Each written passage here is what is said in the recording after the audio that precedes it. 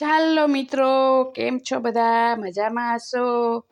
આજે એકાદશીના સર્વે વૈષ્ણવને સર્વ મિત્રોને મારા જય શ્રી કૃષ્ણ.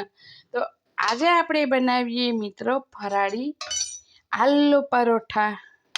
તો આપણે જો આ કેટલા છે બટેકા, અઢી બટેકા લીધા આપણે, બરાબર. અઢી બટેકાનો આપણે મસ્ત રીતે માવો બનાવી દઈશું. આ રીતે કે વધારે બાફવાના, એટલે આમ તમારે મસળવામાં ગાંઠ ના રહે. ગાંઠ રહે ને મિત્રો તો પછી સરખા વણાય નહીં. આ રીતે આપણે મસળી નાખવાના. પછી આપણે કરીએ મસાલો. આપણે માવોય નહીં ભરવાનો મિત્રો, જરાય હાથ પણ ન બગડે આપણા. એ રીતે માવો ભરો ને ફાટી જાય ને નહીં, એવા નહીં બનાવવાના. તો એમાં નાખીશું આપણે, મેં નાખ્યા 4 મરચાં તીખા. તમને જે અનુકૂળ આવે એ પ્રમાણે માપ સાથે મેં બતાવ્યું. પછી આપણે નાખીશું ધાણા. આ મેં ધોઈને સાફ કરી લીધા છે, કોરા કરી લીધા. પછી ધાણા નાખ્યા. પછી નાખીશું 1 ચમચી કોપરે, આપણે છીણ કોપરાનું, બરાબર મિત્રો. પછી 2 ચમચી છે મોટી, 2 ચપટી મરિયા અને 1 ચપટી વલિયારી, બરાબર મિત્રો. અને પછી અડધી ચમચી લીંબુ પણ નાખવાનું. પછી આપણે નાખશું રાજગરાનો લોટ છે ને, મેં એકદમ ઝીણો દરી નાખ્યો મિક્સરમાં અને પછી ચારી લીધો છે. તો હવે આમાં માપમાં શું કરવાનું, તમારે પહેલાં બટેકા ચૂંદી લેવાના. જેમ માપ તમારે જોઈએ ને એ રીતે તમારે લોટ નાખતું જવાનું. તમને અંદાજ કદાચ વધારે બફાઈ ગયા બટેટાઓ, ઓછા, તો માપ ખ્યાલ ન આવે તો. અને આ છે રાજગરાનો લોટ. તો રાજગરાનો આપણે 1 જ ચમચી નાખીશું. કેમ? એ તેલ બહુ છોડે છે. તો આપણે નાખીશું સ્વાદ અનુસાર સિંધવ મીઠું. તો મિત્રો આમાં શું છે કે આપણે પેલું મીઠું તો નખાય નહીં ઉપવાસની અંદર. અને હવે આપણે નાખીશું 1 થી 1.5 ચમચો ઓઇલ.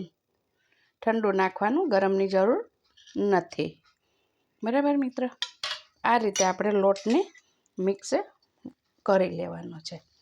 એટલે માવામાં આપણે ભરીએ ને તો ન મજા આવે. હવે તમારે એમ થાય કે આ બટેકાનું છે થોડું વધારે, તો ફરી પાછો આપણે લોટ કયો નાખવાનો છે મિત્રો, એ તમને ખ્યાલ નહીં. રાજગરાનો બહુ નહીં નાખવાનો. શિંગોળ આપણે જ્યાં દરી નાખ્યો છે ને એ નાખવાનો, મોરૈયાનો. આ રીતે કરવાનું, એટલે તમારે ન ઓછું પડે ના વધારે પડે, બરાબર. આ રીતે મિક્સ કરી લેવાનું. જો આપણો લોટ તો બધો જ સમાઈ ગયો. કેટલો લીધો તો આપણે? 1 મોટી અડધી પોણી વાટકી.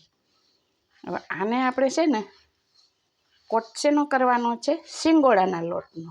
આપણે ગુલ્લું કરીને શિંગોળાના લોટની અંદર આપણે રાખીને પછી આપણે વણવાનો, બરાબર મિત્ર. કેવો સરસ થઈ ગયો જો.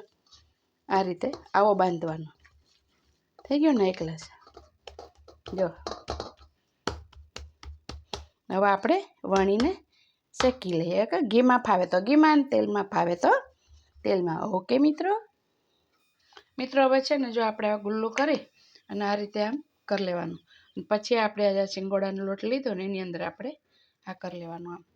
પછી પાછું એના હાથેથી આવી રીતે કરવાનું, આમ કરી અને ફરી શું કરવાનું, આવી રીતે અંદર લોટ પાછો નાખવાનો અને પછી એને આવી રીતે પાછું વારી લેવાનું. આમ મસ્ત રીતે થઈ ગયું, વરાઈ ગયું. ફરી પાછું આપણે એને સહેજ આપણે લોટવાળું કરીશું, હાથમાં ને હાથમાં આ રીતે. પછી આ રીતે એને મસ્ત કરશો ને આપણે. અને થિકનેસ આપણે જે રાખવી હોય ને એ તમે રાખી શકશો, નાની મોટી. પછી આપણે જેટલી સાઈઝ કરવી હોય એટલી આપણે કરવાની. ઓકે મિત્રો. જો આ રીતે. અને તમને જાડું લાગે ને તમે ઉપરના ઉપર પણ આવી રીતે મોટું કરી શકો, થઈ જાય. કેમ કે અંદર બટેકા છે એટલે મસ્ત રીતે તમારે જેમ રાખવું હશે એમ રાખે. અને પછી આ ઘી ફાવે તો ઘી અને તેલ ફાવે તો તેલ. આ રીતે આપણે બનાવવાના છે પરાઠા. ઓકે મિત્રો.